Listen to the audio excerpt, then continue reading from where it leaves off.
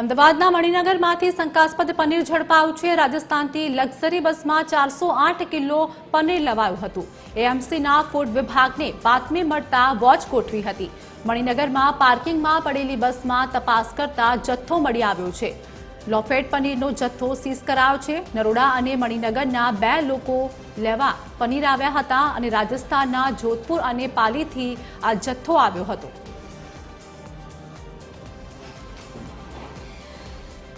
લઈ અને લેબોરેટરીમાં મોકલી આપવામાં આવે છે। લગભગ 408 કિલો જેટલો જથ્થો એ વેચાણ માટે સ્થગિત કર્યો છે અને એને કોલ્ડ સ્ટોરેજમાં મુકાવડાવવામાં આવેલ છે અને હવે સેમ્પલના પરિણામ આવ્યા પછી જે તે મેન્યુફેક્ચરિંગ યુનિટ તેમજ જે લોકો ખરીદી કરવામાં આવ્યા છે તેમના દ્વારા એવું પ્રાથમિક તબક્કે એવું જાણવા મળ્યું છે કે એ લોકો ફેરી કરતા હતા અને અલગ અલગ જગ્યાએ પનીર આપતા હતા।